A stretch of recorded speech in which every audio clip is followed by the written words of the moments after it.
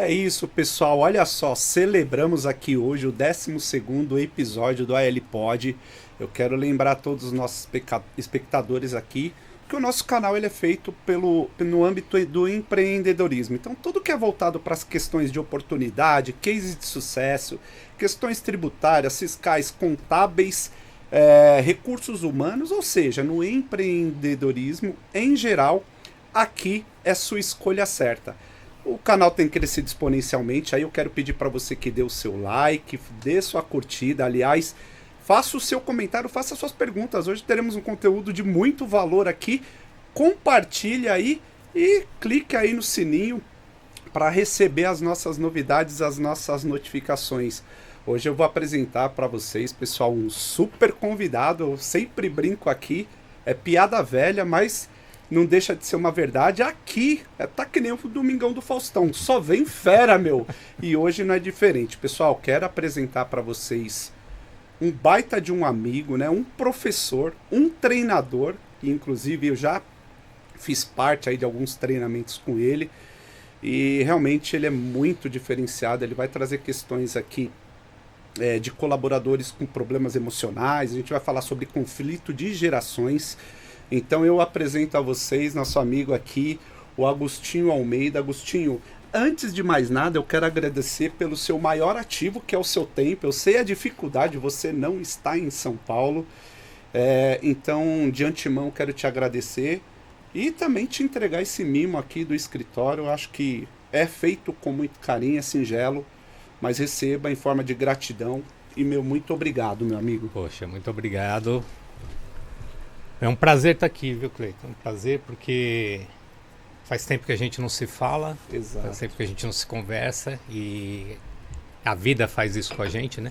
Acaba distanciando sem motivo, mas quem gosta um do outro, quem é amigo de verdade, uma hora o universo faz se reencontrar. Então é um reencontro aqui com você, estou muito feliz de estar aqui. Eu acredito, Agostinho, acredito, e mais uma vez saúdo a sua presença, o palco é seu. A gente vai falar, pessoal, sobre a influência do equilíbrio emocional. Olha, isso é um tema muito importante.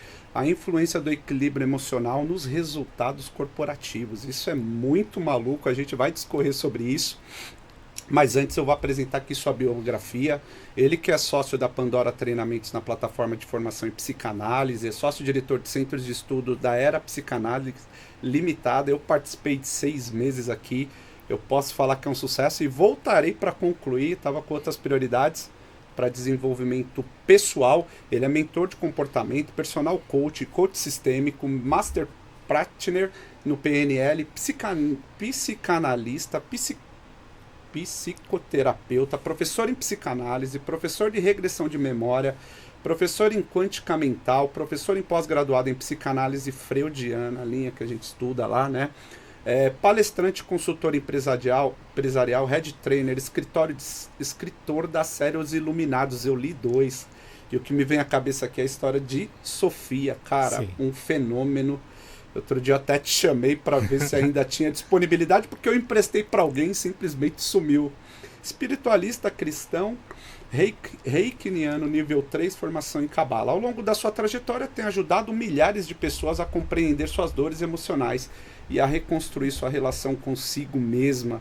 Talvez aqui seja questões de ressignificar algo, né, Agostinho? Então, mais uma vez aqui, meu muito obrigado, meu amigo. Seja bem-vindo e o palco é seu.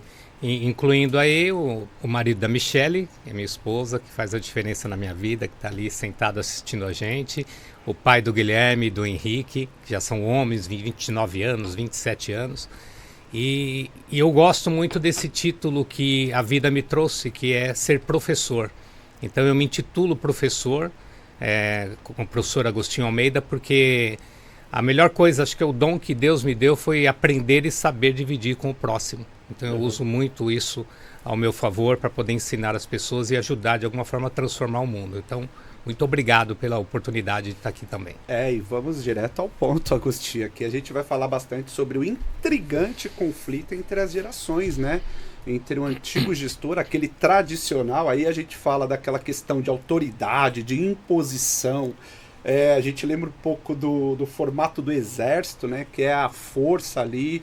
é a questão da hierarquia sempre de cima para baixo, e nós temos aí o conflito, vou por aspas aqui, a gente vai discorrer sobre isso, em relação à geração, vamos chamar de geração Z, mas já dizem aí que tem outras versões, vamos se dizer assim, que advém aí da era digital.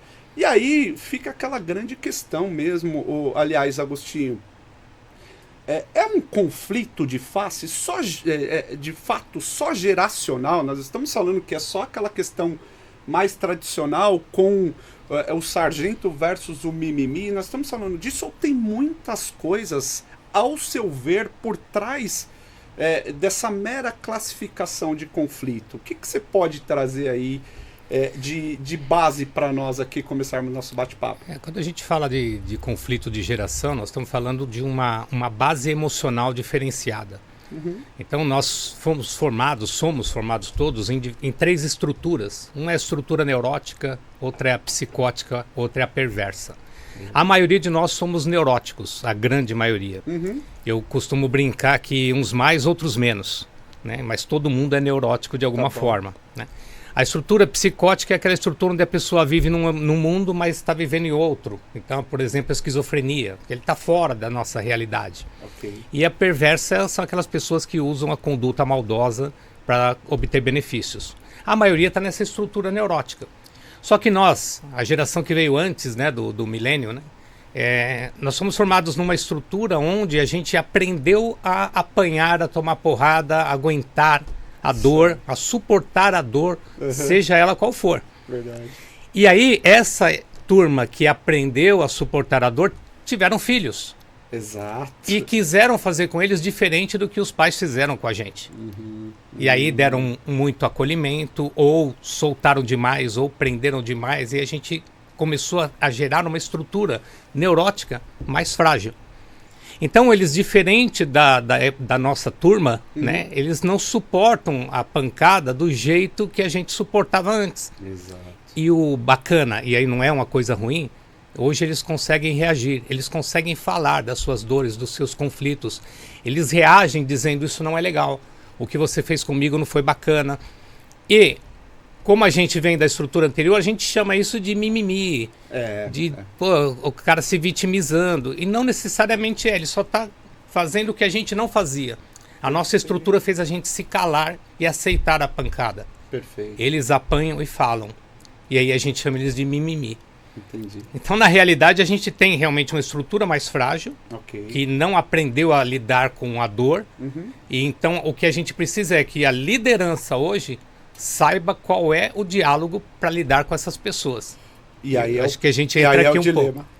Perfeito. E aquilo que funcionava na liderança tradicional, ao seu ver, deixou de funcionar? Ou as pessoas de hoje já mas não têm uma tolerância, elas querem, tem alguma questão emocional do qual, como você bem disse, elas não querem mais, elas se impõem, elas não seguram mais para si. Aqui está o grande, aspas, conflito. Então, assim, Agostinho, você acha que não funciona mais? Qual que é o meio termo aqui? Porque hoje, como você falou, as pessoas tendem a sair do casulo. Elas tendem a se posicionar, vamos chamar assim. Se posicionar e quando vem de uma forma muito rígida, a desistir. Tá. Elas não... Se você não tem uma estrutura emocional formada no ambiente corporativo, onde a pessoa se sinta acolhida, onde ela se sinta percebida, amada, querida de alguma forma, quando ela se sente muito solitária, basta uma pequena porrada que recebe de um chefe, que essa pessoa não vai suportar a sua dor. Exato. E ela vai pedir para sair. Hoje a gente já tem no Brasil acontecendo um fenômeno que já acontecia há tempos lá fora. As pessoas conseguem permanecer numa empresa até 2 anos. Se nesses 2 anos ela não conseguir adquirir esse acolhimento, ela não perceber que ali é um ambiente que ela está, que ela tem permissão de ser quem ela é, pertencente, ela vai embora. Perfeito. E aí vem os novos líderes, né? Porque se ele seguir a cartilha do líder antigo, ele não vai conseguir manter a equipe, né? O turnover vai ser muito rápido. E é o que acontece. Aí a gente fala o quê? Essa molecada não aguenta, gente, mas a gente não está entendendo como lidar com a molecada. Exato. E aqui você tem respostas de $1 milhão. Quer dizer, não sei se resposta líquida e certa, mas um caminho, né, o Agostinho. E quando o jovem, por exemplo, questiona mais a hierarquia, tende a ser uma falta de respeito ou é uma dificuldade de lidar com a autoridade por histórias emocionais mesmo, a própria, mal curada, por exemplo, o Agostinho? Eu vejo assim, parece má educação, Uhum. mas na realidade ele está usando o mesmo artifício que ele usava dentro de casa. Então, quando há rigidez em casa e ele se percebe agora como adulto, com alguém sendo rígido, a gente vai entrar num ambiente que eu vou começar a falar com você sobre a criança ferida. Tá bom. Então, quando ele era somente uma criança e ele recebia essa repressão de pai e de mãe, ele não conseguia colocar isso para fora, porque senão, se você chorar, eu te bato, se você não vai ficar de castigo, você não vai ganhar presente. Então, a criança se fechava e não podia reagir. Sim. Essa criança ferida, ela cresce. Exato. E hoje, qualquer pessoa que tenta falar um pouquinho mais grosso, um pouquinho mais firme com ela agora fala, agora eu estou num corpo de adulto. E num corpo de adulto eu não vou me calar. Perfeito. Então ela reage, mas ela reage da forma infantilizada. Sim. Permitindo que a criança ferida dela fale. E aí acaba se tornando uma criança rebelde, se torna mal educado. Por quê? Porque ele não desenvolveu essa maturidade psíquica, que é o caminho para onde a gente vai chegar aqui na nossa conversa hoje. Muito legal. E como equilibrar, Agostinho, a saúde emocional sem, de um lado, cair na rigidez, que aí eu estou falando da tradição, versus o outro lado da permissividade, porque é uma questão aqui de impor limites, eu imagino, né, para essa criança com aquelas dores emocionais lá da base. Isso começa desde a contratação, né? A gente tem que perceber na contratação se, por aquele negócio que eu tenho, se aquele tipo de estrutura neurótica é o suficiente para lidar com as dores. Então, é deixar muito claro, desde o início, que, por exemplo, aqui na empresa nós não vamos passar a mão na sua cabeça. Ok. Se você não fizer, você será chamado a atenção. Então, a pessoa já tem que entrar sabendo o que ele vai passar. Perfeito. O que acontece é que ele mente sobre quem ele é e o contratante não percebe e deixa passar e contrata. Aí dá 45 dias já não fica insustentável. Exato. E aí é engraçado isso, né, Agostinho? Porque hoje você tem métodos. Hoje eu vejo as pessoas fazendo mapeamento de pessoas, empresas especializadas no RH para efeito de contratação, passa ali por relatórios imensos para fazer uma pré-análise. Eu mesmo, quando eu faço uma contratação com o especialista, a primeira coisa que eu vou olhar é os gráficos lá. O que ele me entrega? Ele é mais analítico, ele é mais concentrado, ele é um cara mais que se vende. Mesmo com todos esses mecanismos, a gente percebe a rotatividade do turnover muito alto, né, Agostinho? Ou seja, essa identificação, que é o pulo do gato, mas eu não imagino que seja uma coisa muito simples, não é verdade? Não é simples, mas ela é perceptível. Tá bom. Tá? E eu acho que aquele período dos 90 dias iniciais é o suficiente para a gente perceber se vai aguentar ou não o trampo. Ah, legal. Então é importante esse período de avaliação. Então ele passou na entrevista, ele entrou na empresa, mas nós temos esses 90 dias para observar se o emocional dele vai suportar a carga de cobrança que vai ser colocado dentro da empresa. Por exemplo, na nossa época, eu trabalhei muito no universo corporativo na área de vendas. Então tinha as metas que eram dadas. Cara, ou você cumpre ou você cumpre, não tem conversa. Exato. Então chegava no dia 30, a gente tinha que entregar a meta feita. Comemorava, entregamos, errei. No dia 1º você já estava abaixo da meta. Exato. Você teve que entregar tudo antes. Então, zerou o game. E aí você tem que saber lidar com as suas neuroses, os seus conflitos, para poder suportar toda a cobrança que vem. Exato. Essa nova turma, ela não está sabendo lidar com isso. Porque provavelmente na estrutura emocional familiar, ela não teve a cobrança necessária para saber lidar com dor. Principalmente aqueles que passaram mais a mão na cabeça, aqueles que cuidaram demais, ou aqueles que se sentiram rejeitados e abandonados. Exato. Eu vi um corte seu falando sobre isso. Eu trago para mim a vida pessoal mesmo. A gente quer criar um filho do qual ela não tenha que passar determinadas dores, não tem que passar por determinados problemas, escassez que eventualmente a gente passou, a gente sofreu. E eu acho que isso, essa blindagem, né, essa capa que a gente coloca nos filhos, é o que vai acavalando E é o que a gente percebe hoje, esses resultados, né, Agostinho? E na realidade nós somos todos resultados daquilo que aconteceu com a gente, que fizeram com a gente, que eu fiz, que eu deixei de fazer ou que deixaram de fazer. Tá. Então, tudo isso, toda essa história me tornou quem eu me tornei. E aí eu tenho que olhar para o meu resultado. Se meus resultados em todas as áreas da minha vida são equilibrados, nota 7 para cima, Ok. a vida está indo bem, vamos continuar olhando para frente. Mas se eu não tenho uma saúde financeira, eu não tenho uma saúde profissional, eu tenho problemas familiares, eu não cuido da minha saúde física, eu tenho problemas, né, de espiritual, não sigo ninguém, não Exato. acredito em Deus. Toda essa dificuldade que tem de trazer harmonia para uma vida mostra um resultado muito frágil. Entendi. As pessoas estão chegando no mercado de trabalho com essa estrutura das saúdes dela todas desequilibradas. E aí entra no profissional. Só que ela tem problema com o financeiro. Exato. Então ela não consegue lidar com o profissional porque todo que ela ganha não é o suficiente. Basta o seu concorrente oferecer R$200 a mais, ela vai embora. Exato. Que meu problema é financeiro. Exato. Ela não olha que o problema dela é emocional e comportamental em relação ao dinheiro. Sim. E daí a importância da gente olhar para dentro, para resolver as nossas questões emocionais, antes de querer resultado lá fora. Exato. Isso me lembra um dos seus treinamentos que a gente fez a dinâmica da pizza, né?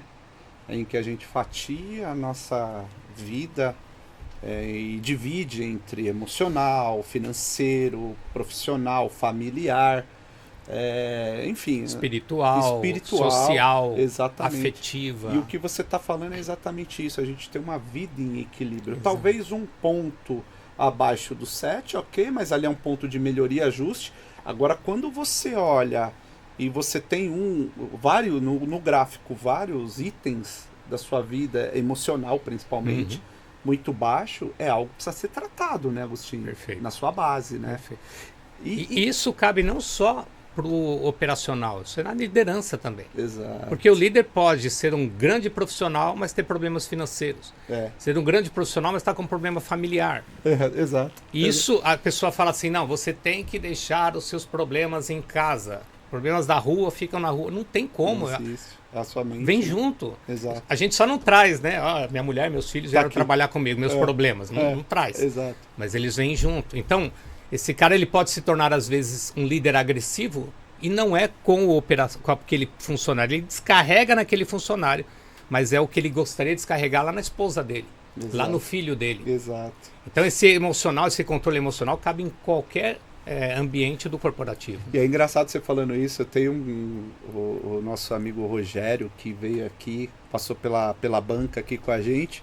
Ele começou em um dos episódios que ele foi fazer um treinamento de liderança para uma grande companhia.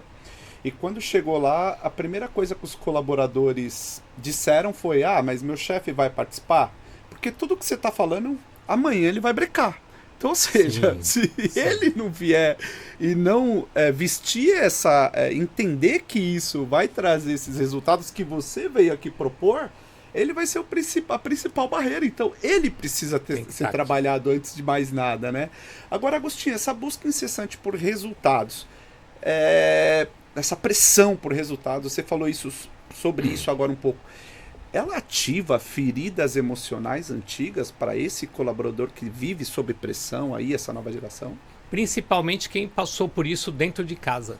Quem foi muito reprimido, muito rejeitado, sentiu-se abandonado. Porque, só fazendo um parênteses aqui, Cleiton, existe a estrutura neurótica, mas tem pessoas que elas têm uma estrutura fragilizada.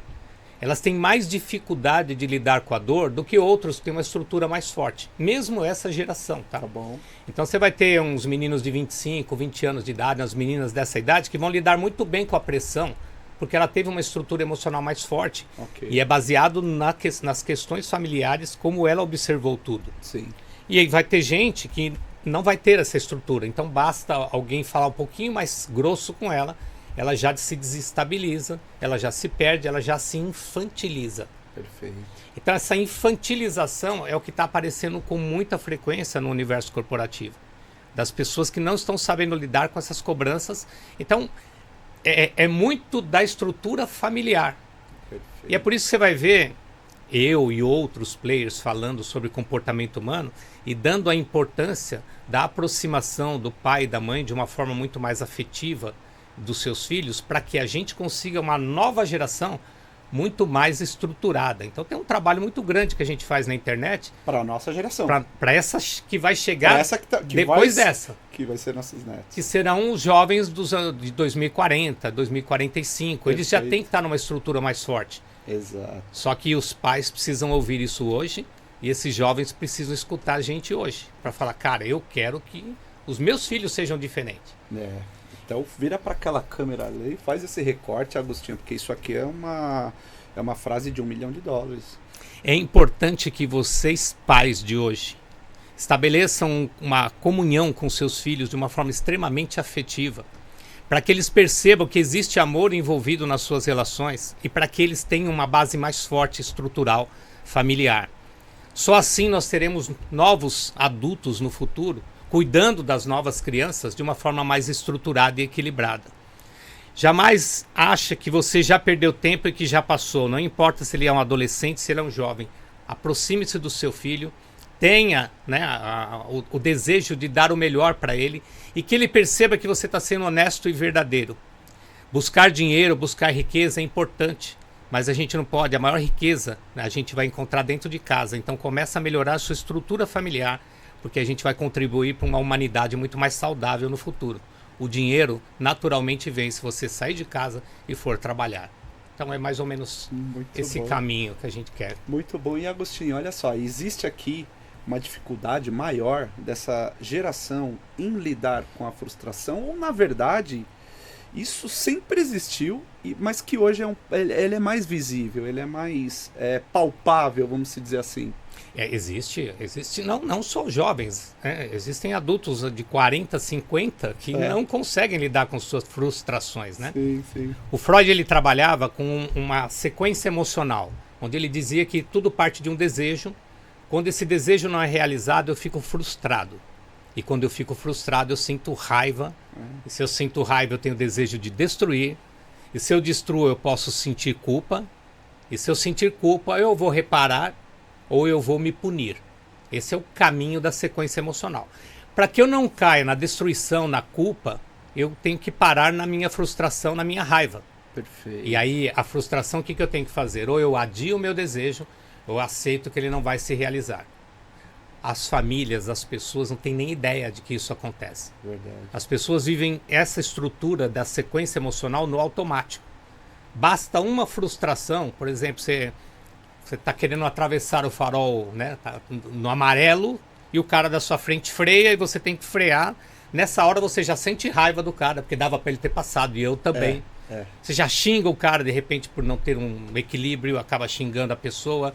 Já entrou, você caiu na cadeia emocional, raiva, destruição. Daí o cara põe a mãozinha para trás, pede desculpa, aí você fala, puxa, não precisava ter gritado. Exato. Aí você entra na culpa e repara com ele. Exato. Fração de segundos. Exato. Pensa uma família onde essa criança foi muito frustrada na sua infância, onde ela recebeu muito não, onde nada podia, nada era permitido, onde o colo não existia, o abraço nunca existiu, onde não havia o eu te amo ou você é importante para mim, filho, filha, onde não havia comparação do tipo seu primo é melhor que você vai ser um burro mesmo, você não vai ser ninguém na vida. Exato. Então, tem pessoas que nasceram dessa estrutura. Então elas não vão saber lidar com a frustração. Toda vez que ela receber um não, ela vai reagir. E as pessoas não estão entendendo isso, porque existe uma forma de falar. E essa geração é a que mais está trazendo essa dor. Tá. Então nós temos uma geração que a gente chama de mimimi, mas nada mais é do que uma geração dizendo, eu estou sofrendo, eu fui abandonado, eu fui rejeitado, então me ame, me aceite do jeito que eu sou. Caramba. Só que parece simples. a gente também está frustrado, porque a gente queria que aquele moleque andasse, que ele fizesse o resultado, que ele... E aí a gente entra na cadeia emocional junto, e aí se infantiliza todo mundo. Que maluco. Então nós temos um grupo de humanos neuróticos, inconscientes e infantilizados. Não estava no script aqui, Agostinho, mas pela sua experiência, pela sua bagagem, por todo o seu conhecimento aqui, sua bio não deixa dúvida do quão especialista você é. Qual que é o caminho que você acha? Por onde começar, assim? Porque nós estamos falando de coisas geracionais. Sim, perfeito. O que você pensa que poder... Porque eu não vejo um caminho ainda. Até a gente que tem um pouquinho de formação, minha namorada é psicóloga. Uhum. Eu fiz um semestre de psicanálise contigo, já passei por curso de imersão com você, foram 2, do qual ele te tira do conforto e te traz para uma realidade, ele te desperta. E ainda assim, a gente tem dificuldade de lidar com isso. Quando você falou todos se infantilizam, cara, mas é muito rotina. E todo mundo. Nossos pais, que éramos sargentões, muitas vezes se infantiliza. Já eram infantilizados da forma que agiam. Então, exato. Porque como é que eu descubro se eu estou sendo infantilizado ou não? A gente chama de sintomas, comportamentos indesejados. Certo. Então toda vez que eu sinto raiva, é um mecanismo infantilizado se eu tornar essa raiva um desejo de destruir. Tá. Então você falou um negócio pra mim, eu não gostei, e aí eu vou brigar com você. Nessa hora eu me infantilizo. Agora, eu posso sentir raiva? Pode. Mas isso não justifica eu brigar com você. Perfeito. Quem briga é criança. Tá bom. Quem discute é criança. Quem chora é criança. Quem berra é criança. Exato. Quem reclama, quem critica é criança. Exato. O adulto ele negocia, ele conversa, ele se respeita. E aí a maioria das pessoas não estão percebendo isso. Então, procrastinação, inveja, ciúme, vergonha, timidez, insegurança, medo, raiva, tristeza são comportamentos infantis. Caramba. Como é que a gente cuida disso? As pessoas precisam olhar para dentro Tá bom. e olhar para cima. Olha. Então, a conexão com você mesmo, cuidar de si mesmo, olhar os seus comportamentos indesejados e interceptá-los. Exato. E olhar para cima, ter um ser superior a você que está regendo todo esse ambiente. Então, ou a religião ou a espiritualidade, não importa, desde que ele procure Deus de alguma forma. Exato. Assim. Aí, puxa, mas se você falar isso para um ateu, então, mas você tem que acreditar em algo, pelo menos em você, na sua essência. Né? Então, é trazer essa espiritualidade como um ser superior, você sendo o grande domínio da tua mente. E não é sobre religião. Não. Perfeito. Não é sobre espiritualidade. Perfeito. Então, a gente ter a conexão de corpo, mente e espírito. Uhum. Agostinho, para fazer isso eu vou precisar de um profissional? Na maioria das vezes, sim. Ok, tá? perfeito. Sozinho o caminho é bem árduo. Aí vem a resposta. Porque é difícil você ter o autocontrole sem saber o que você tem que controlar. Você acha que tudo que você está fazendo está certo. Eu lembro em uma das nossas dinâmicas lá no curso que eu fiz com você de psicanálise e eu lembro, acho que até uma frase do Freud que ele fala, né? Eu tenho muitas perguntas para suas respostas e você sozinho não vai buscar essas... Você não vai se questionar, você vai se sabotar, muito provavelmente, né, Agostinho? Perfeito. E o terapeuta ele tem a obrigatoriedade de causar um impacto emocional em você para que você descubra as respostas que você está procurando. Exato. E tem gente que tem até uns cortes no Instagram, né, de cara brincando com isso, né, de que eu tô te pagando e você sabe o que eu tenho e você não vai me contar. Exato. Não, é você que tem que descobrir isso. E aí a única forma de descobrir isso, inclusive eu estou lançando em breve o meu livro, né, a Jornada Colo. Colo é conectar, ouvir, libertar e oferecer amor à criança ferida. Esse livro ele retrata como a gente faz esse processo enquanto adultos de acolher a nossa criança interior, porque a nossa criança interior está querendo ser acolhida por todos e ninguém vai acolher essa criança. E a gente quer o acolhimento da minha mãe, do meu pai, então eu transfiro meu pai e minha mãe para qualquer pessoa. Uhum. Então você pega um gerente bravo, ele não vai te acolher. Verdade. E eu queria tanto o acolhimento dele, então agora eu tenho medo dele. Eu não posso errar, eu tenho que ser perfeito. E aí começam os complexos neuróticos dentro do trabalho, que vai gerar um burnout, vai gerar doenças psíquicas. A gente sabe do afastamento, né, no corporativo está aumentando cada vez, principalmente por causa do burnout. Exato. A pessoa não lidar com as emoções. Olha, que legal, pessoal. Você que está nos acompanhando aqui, conteúdo de muito valor. Faça a sua pergunta, o especialista está aqui. Dê o seu like aí. Compartilhe esse conteúdo aí com seus amigos. Eu até me perdi na hora aqui, me perdoa, Agostinho, esqueci de startar aqui, a produção pode me falar aqui quantos minutos a gente tá. O assunto é tão interessante que a gente vai entrando em outras camadas dentro, né, do cerne. Mas vamos falar um pouquinho de feedback, Agostinho. Essa geração, eu chamo de geração, mas hoje os colaboradores em geral, eles têm uma carência de feedback muito rápido. Isso tá ligado a quê? Tem alguma questão de maturidade ou uma carência emocional, às vezes, que vem ali da infância, como você estava citando? É que como a gente vem de uma... Vamos falar da gente. A gente vem de uma geração onde a gente começou a construir, né? Os novos milionários de hoje, na maioria deles, não são filhos de milionários.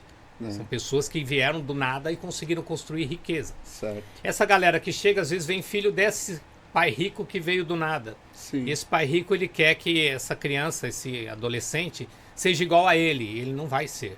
Tá. E aí esse adolescente, ele quer ser reconhecido. E provavelmente ele não teve reconhecimento, ele não teve ali da família aquela sensação de que você é pertencente, você é bom. E aí ele vai para o mercado de trabalho. E ele fica criando a expectativa de que alguém vai reconhecê-lo e amá-lo, transferindo essa figura do pai para toda a diretoria, os gerentes e tudo mais. E aí ele fica esperando na expectativa. Alguns querem feedback, porque eles querem ser reconhecidos, e outros fogem do feedback, porque tem medo de ser tão reprimido como já foram na vida toda. Entendi. O que não dá para não ter é não ter feedback dentro da empresa. Exato. Tem que ter. Mas você vê, isso é tão maluco. Vou fazer um parênteses aqui, que certa vez eu tinha um consultor no escritório de processos, de tecnologias, etc e tal, e ele dava algumas palestras e ele falava, Cleito, porque eu nunca fui muito do feedback recorrente. Isso para mim hoje é uma dificuldade, não uma dificuldade de estabelecer feedback, mas eu acho que muitos feedback, eu acho que o tempo todo, eu acho que você perde um pouco a essência. Eu acho que você tem que ter um período, e aí ele é um período de análise, porque às vezes um mês você não está bem, você teve uma questão pessoal, o outro você já evoluiu, você vai pegar a média para fazer uma análise. É o tal que na tecnologia eles chamam de BI. E ele comentou, falou, não, mas não se preocupa, porque o Silvio Santos, cara, o cara sobe no palco, e isso é um fato. Depois eu fui até pesquisar, ele sobe no palco uma vez por ano. Ademais, ele conversa com o pessoal de bastidor, de corredor. Ele não é um cara acessível no sentido... Não era acessível no sentido da gestão em si.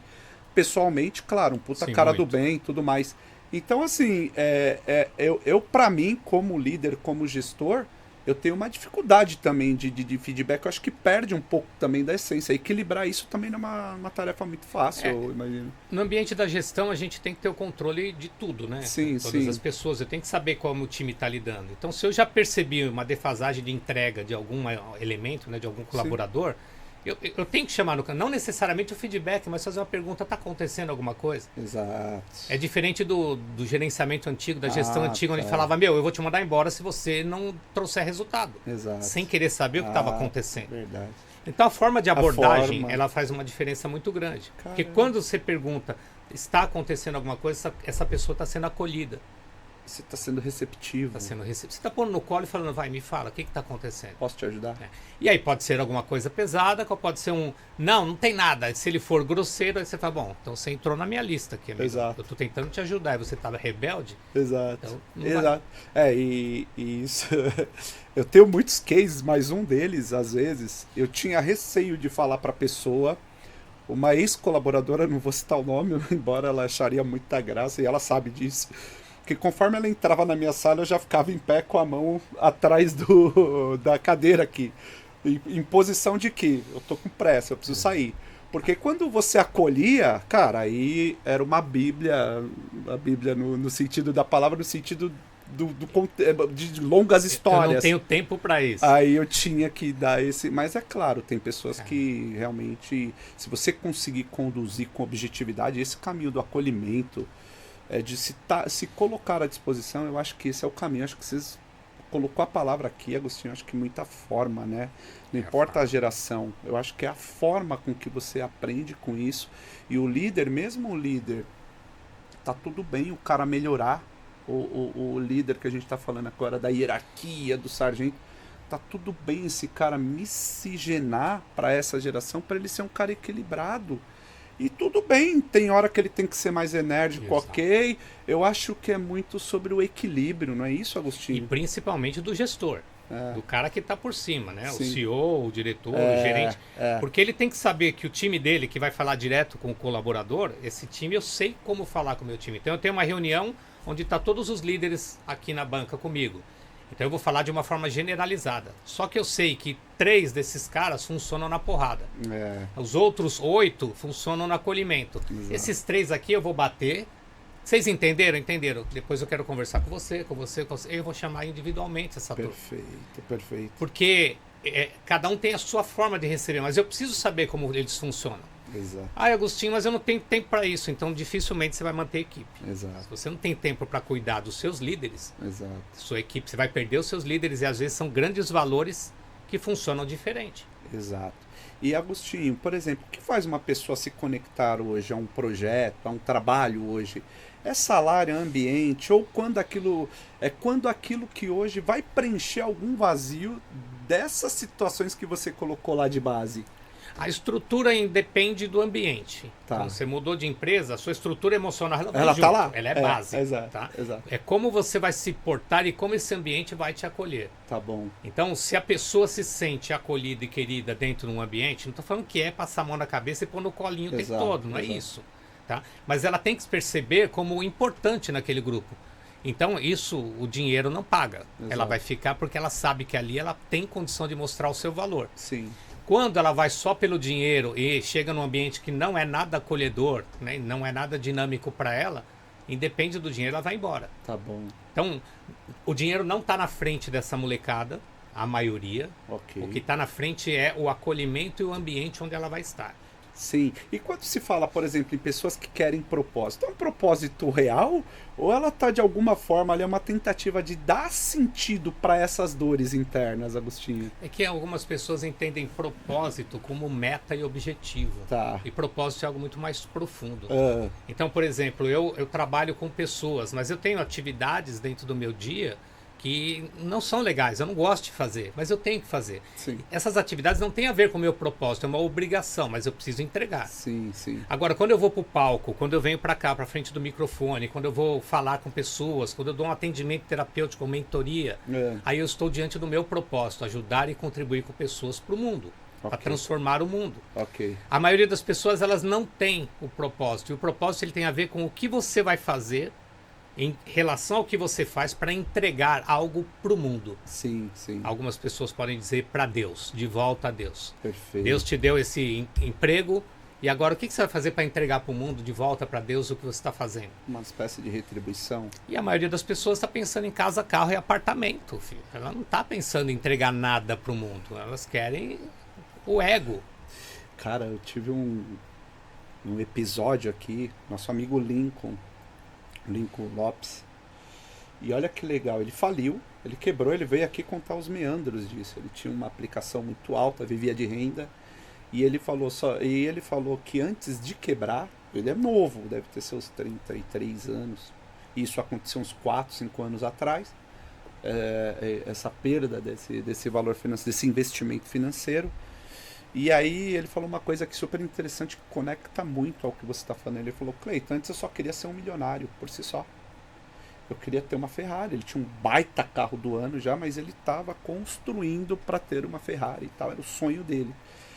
E aí ele falou: aqui foi onde eu me perdi. Aqui eu perdi o meu propósito. O que eu vou retribuir para o mundo de alguma forma daquilo que o universo está me trazendo, né? Ele falou Deus, né? Mas e cada um dá uma denominação.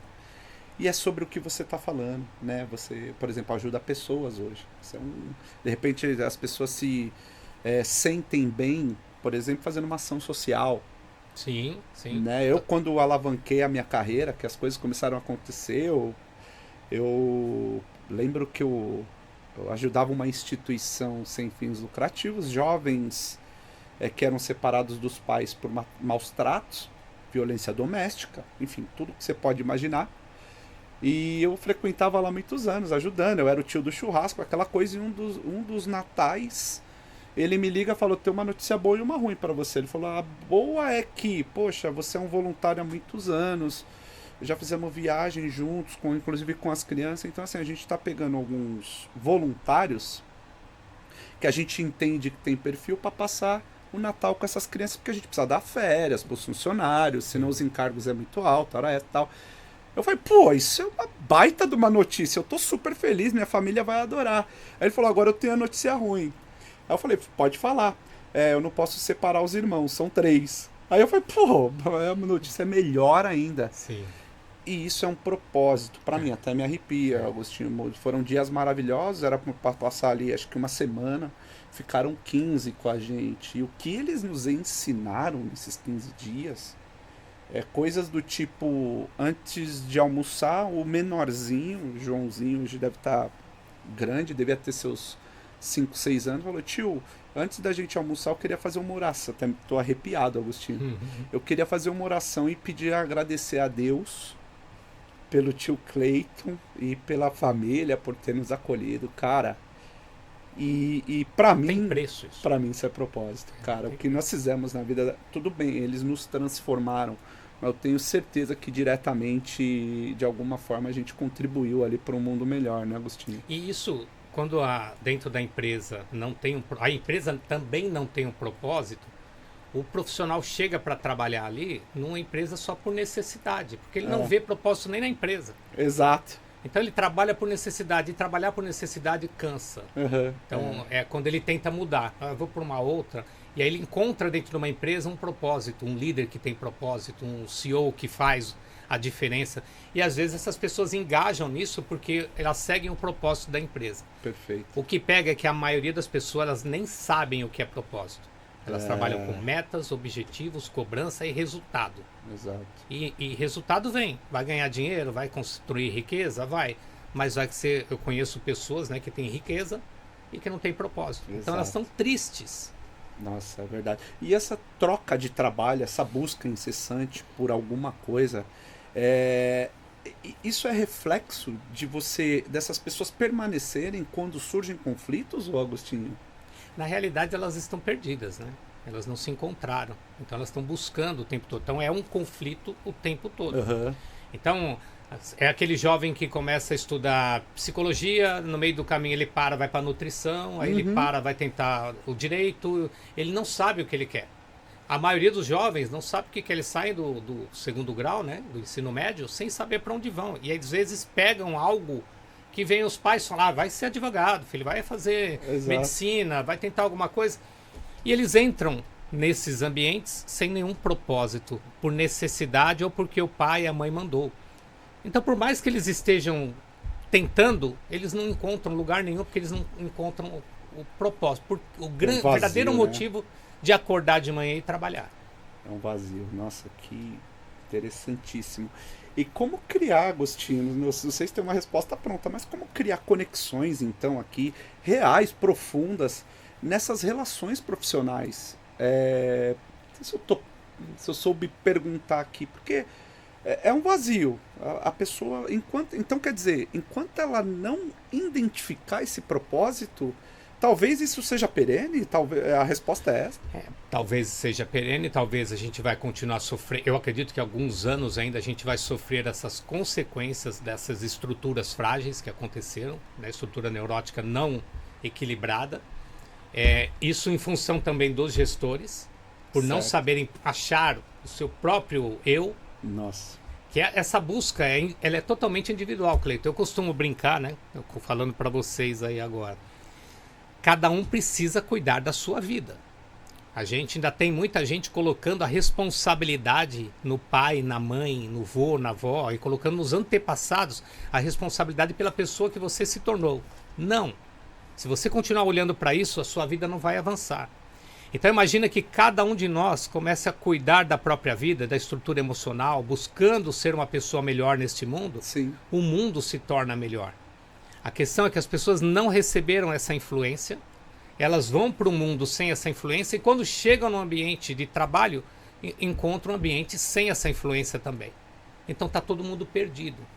Caramba. Eu costumo dizer que são 95 ou 96% das pessoas no mundo, não é no Brasil, é no mundo, estão totalmente inconscientes e perdidas. Caramba. Elas não estão buscando ajuda. A grande parte da população extremamente neurótica. Exato. O que a gente precisa é começar a ter a consciência de que eu posso ser melhor. Perfeito. Eu posso ser um pai melhor hoje, um filho melhor, um irmão melhor, um marido melhor, a esposa melhor, um profissional melhor. Então, como que eu faço? Me comparando comigo mesmo e não com os meus pais, nem com meu vizinho, nem com ninguém. Hoje eu estou sendo uma pessoa melhor do que eu fui ontem. Exato. Essa é a luta constante para se tornar uma pessoa mais espiritual. E é conflituoso, porque quando você fala, eu vou olhar para mim, mas com tanta tecnologia, exposição, rios, cada vez mais as pessoas estão olhando para o lado. Comparação, a doença do que século. Loucura! Quer dizer, você tem a profissão do futuro na mão. Você tem noção do peso que é isso, Agostinho? Daí a importância da escola de psicanálise, porque você sozinho sempre a gente falou. não dá conta. Você né? sempre falou. Augusto Cury fala muito sobre isso. Formar pessoas para cuidar de gente. Exato. E lá na base. E lá na base. Financeiro, gestão. Emocional. Uma das premissas nossas dentro da nossa formação em psicanálise o primeiro módulo é a pessoa olhar para dentro. Antes de a gente preparar a pessoa para cuidar de gente, ela tem que fazer uma reforma interior muito grande. Sim. Então ela passa 6 meses da nossa formação olhando para suas dores, para seus conflitos emocionais e pessoais. Certo. E daí ela parte para o conhecimento efetivo. E olha só, pessoal, que curioso. Para quem acompanhou o último episódio, a doutora Kátia Binotti, ela é uma especialista em gestão trabalhista. Ela trouxe aqui agora uma nova legislação, que é a NR1, que Sim. trata do quê? Do afastamento das pessoas pela doença emocional, né? Psíquica, seja lá a denominação que se dê. E o afastamento, assim, o governo ele está saturado, ele não dá conta de tantos afastamentos, o custo, o próprio sistema ele está sobrecarregado. Aí o que ele faz? Joga na mão das empresas. Ele fala, a partir de hoje, você vai ter que identificar se esse cara, qual que é o grau ali, se ele tem alguma questão psíquica ou não. Eu tô vendo aqui você falar que o problema é da raiz. E ninguém olha para isso, porque uma coisa é você identificar, Agostinho. Outra coisa é você cuidar, é você acolher, é essa própria pessoa fazer essa lição de casa dessa autorreflexão. Isso não é falado. E agora com a lei, começa agora em maio, né? Isso. As empresas têm que se adaptar a isso, ter um profissional ou uma empresa qualificada para poder olhar para o emocional do colaborador. E é importante que esses profissionais que estejam lá, eles consigam acolher o ambiente lá da estrutura familiar. Porque aquele cara é rebelde hoje na área operacional, porque ele foi uma criança rebelde, ele está agindo de forma infantilizada. Perfeito. E quando ele consegue enxergar isso e aceita um trabalho ali, uma terapia, ele consegue mudar o comportamento dele. A questão é, as empresas vão contratar porque é uma regra e uma lei ou é porque elas estão realmente preocupadas com o colaborador? Eu vou te falar aqui que boa parte não vai nem contratar. Infelizmente, tudo é custo, tudo é margem, as pessoas não acreditam nessa questão emocional. Infelizmente, eu acho que vai demorar tempo. Vai ter muitas autuações até que as pessoas realmente acordem para questão realmente que é a base, que é o cuidado, é o que você falou até agora. E vai ter dificuldade, o turnover vai continuar aumentando, as pessoas vão ser afastadas por burnout, por depressão, por crises de ansiedade e assim vai seguir. Tá? Então às vezes ele vai ter que perder um profissional 45 dias, 90 dias em função do... Que é custo. Exato, ao invés de ele pagar uma pessoa que pode cuidar de todos os 50 colaboradores que ele tem. Muito bom. E qual o maior mito sobre essa nova geração que você percebe na prática clínica? Vamos se falar isso, Agostinho. Tem alguma? Se fala muito que é uma geração fraca. Eu não entendo como uma geração fraca. Eu entendo como uma fragilidade emocional na estrutura e na base. Porque eles conseguem reagir. Eles falam, eles reclamam, eles criticam. O fraco nem reage, nem reclama, nem critica. Então ele vai se esconder, ele vai fugir. Os que se escondem e fogem são aqueles que precisam de uma ajuda terapêutica imediata. Aqueles que reagem eles estão prontos para serem ouvidos. Olha, e as pessoas não querem ouvir. E a importância da NR1, de ter alguém para ouvi-los. Tá? Então, o colo que eu falo tanto do meu livro que vem agora, né? Conectar, é essa pessoa que vai conectar, me fala o que está acontecendo. E essa pessoa fala, então você ouve. Quando você ouve, você liberta a criança ferida e aí você acolhe oferecendo amor. Fala, mas aqui nós vamos olhar para você. Então todas as vezes que você sentir isso, eu quero que você venha até a minha sala, eu quero que você procure o seu gestor vai me procurar. Então é dar ao colaborador essa oportunidade. Eles não são fracos, eles se tornaram frágeis. Caramba. Cara, e parece fácil. Não, A grande questão, Agostinho, aí você me tira uma dúvida pessoal. E eu lembro que lá no seu curso eu vi alguma frase de você falando: santo de casa não faz milagre. Eu penso que para se encarregar disso, tudo bem, o gestor, o diretor, o CEO, enfim. Eu acho que ele tem um papel importante no acolhimento, mas ele não vai saber direcionar também essa questão. Por isso que ele tem que preparar os líderes. Perfeito. Então, o CEO não pode se envolver numa dor de um operacional. Exato. Mas ele pode e deve se envolver na dor da liderança. Tá certo. Que é o direto dele. Então ele contrata as pessoas e fala, bom, agora vocês se viram. Não, eu tenho que saber que ali tem seres humanos. Exato. Que também podem ter problema familiar, que talvez estejam com desgaste com a esposa, que estão passando por um divórcio. Exato. Então, com o marido, né? Com o marido, às vezes, opressor. Exato. E ela está ali recebendo a opressão do CEO dela. Então, é de cima para baixo. Perfeito. As pessoas querem uma mudança de baixo para cima, isso não vai acontecer. E, aliás, eu lembro de um... Lá no Fantástico, eles tinham uma dinâmica, um dos quadros deles, em que o CEO ele se vestia ali de operacional, um operacional, eles, né? E ele passava dias com aquele pessoal ali lá no chão de fábrica mesmo, ou na rodovia, transportando coisas. E ali o resultado daquilo era magnífico. Ele falava, hoje eu valorizo muito mais, porque eu conheço o ser humano que ele é, eu dou mais valor. Até o cara tá com problema, mas ele tá aqui, ele tá de corpo e alma, ele se entrega. Aqui eu tô vendo uma dificuldade. Talvez esse poderia ser um caminho. Enquanto a estrutura superior não olhar para dentro, então o que a gente vê, agora até aproveitando, né? Líderes diversos de empresa, presidente de empresa, buscando pessoas, né, como nós, para poder dar essa orientação para ele, para melhorar a estrutura emocional desse cara, para que ele consiga ajudar os liderados dele. Então a gente vê, nós fizemos recentemente um treinamento numa empresa onde só estavam os líderes. Perfeito. Porque estava o CEO, toda a liderança, para eles receberem esse trabalho e perceberem que eles precisam cuidar deles primeiro, antes de querer cuidar de toda a base. Show. E a gente consegue enxergar a fragilidade, né? Você vê um cara que é forte dentro da empresa, chorando igual a criança na sua frente. Porque a gente conseguiu pegar a dor dele. Então, tem que vir de cima para baixo, essa construção, até a gente chegar no colaborador. Agora, lembrando que a estrutura é fragilizada, que nem todos vão aderir. Exato. E que a empresa não pode ficar também esperando. Exato. Ela tem que mudar. Então, se essa pessoa não segue aquilo que a gente precisa, já tentamos de tudo, claro, ela não vai, colheu, tal, nós temos que trocar. Perfeito. E a forma de se apresentar, se posicionar mudou muito, né? Isso é liberdade, por exemplo, até a imagem. Hoje essa nova rapaziada, vamos chamar assim, que vem, você acha que essa imagem, essa mudança, assim, o pessoal já é mais leve, é mais descontraído? Eu até tento, Cleito, me controlar, porque às vezes eu quero estar com uma camisa tal, e antes era terno, gravata, contador. Isso eu já abandonei, tá? Para ocasiões, claro, a gente vai estar ali bem formal e etc. Mas você vê essa mudança drástica por parte desse pessoal, até as empresas de tecnologia já têm ali esse movimento de deixar a coisa mais descontraída, um ambiente mais leve. Mas você vê que eles possuem, Agostinho, uma dificuldade de criar identidade?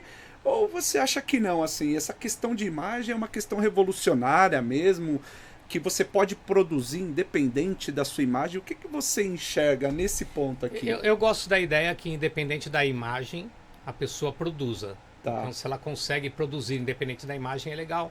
A gente mudou muito, né? Eu sou do tempo em que, se a pessoa tinha tatuagem, ela ia com a camisa de manga comprida numa entrevista. Exato. Porque ela seria cortada por causa da tatuagem dela. Exato. Porque tinha muito julgamento, né? É verdade. Vem dessa época. A questão é,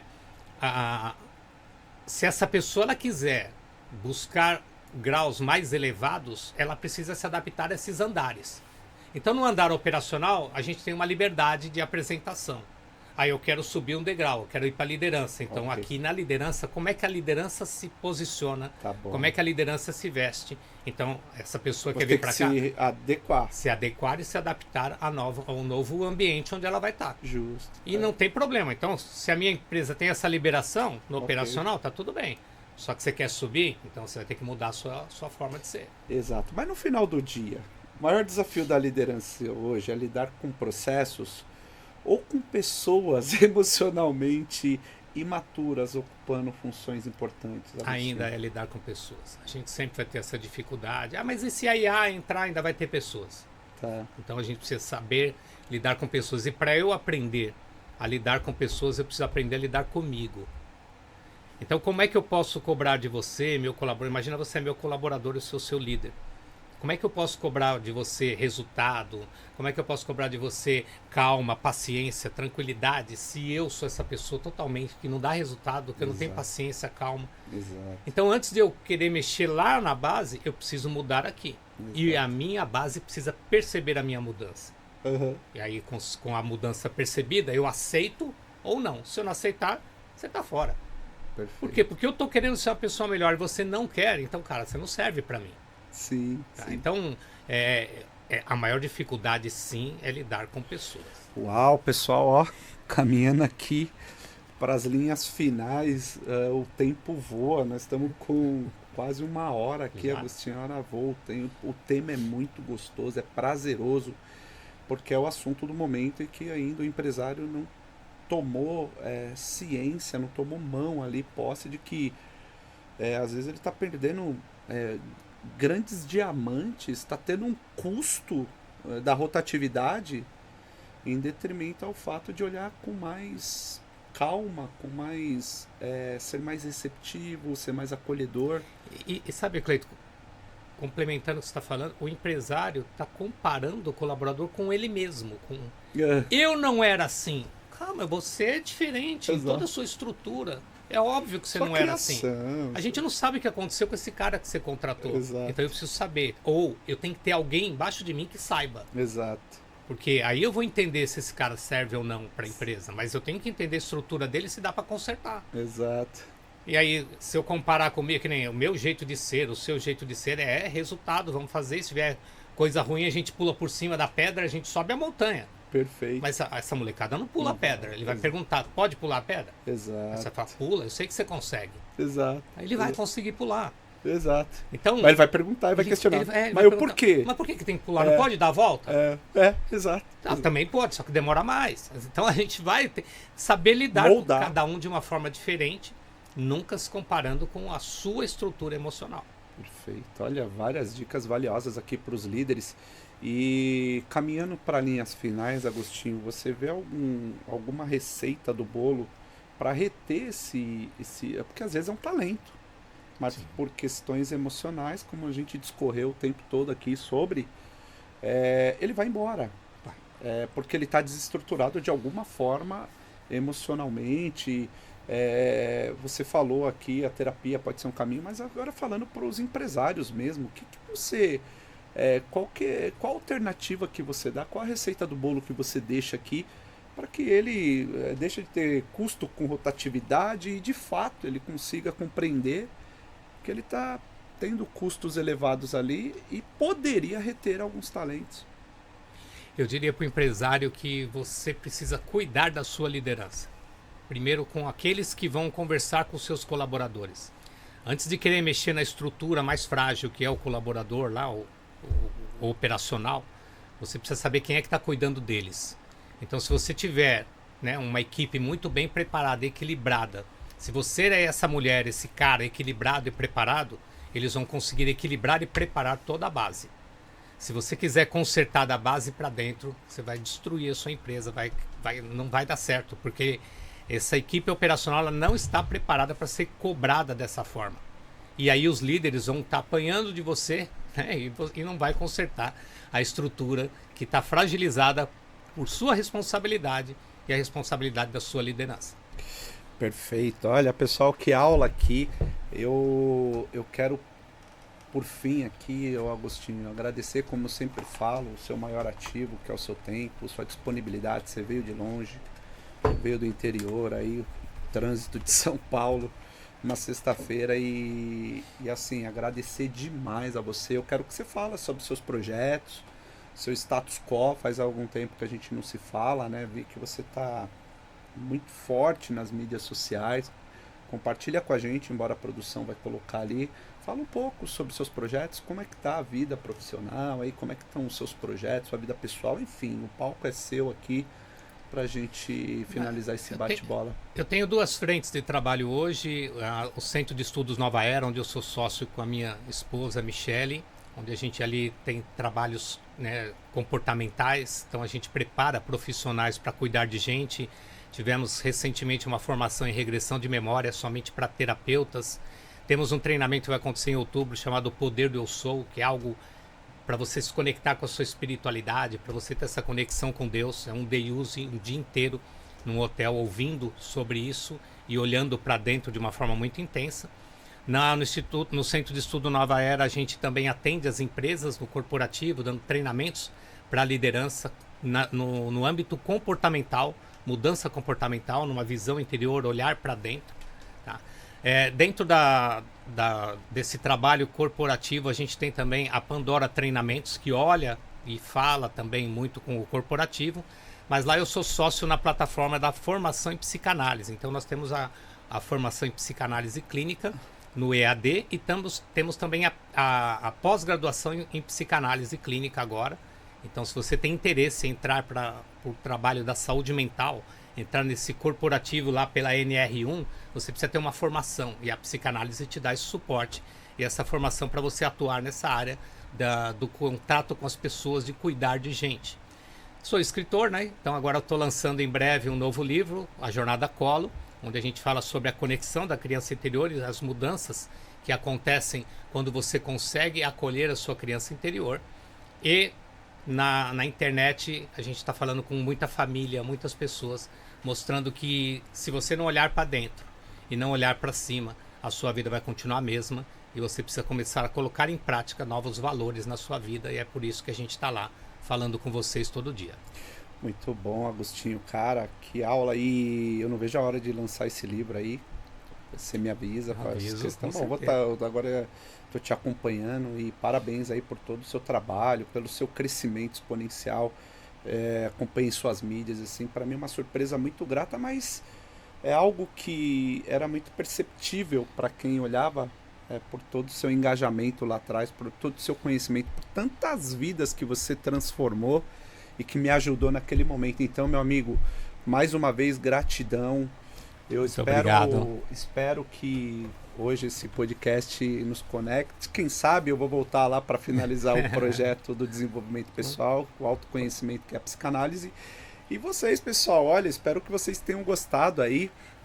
Eu quero que vocês, mais uma vez, né, deixe de ser preguiçoso aí, dê o seu like, compartilha. Aliás, de antemão aqui, estava sendo deselegante, Michele, muito obrigado pela sua presença também, por ter vindo prestigiar, tá dentro do estúdio. Sim.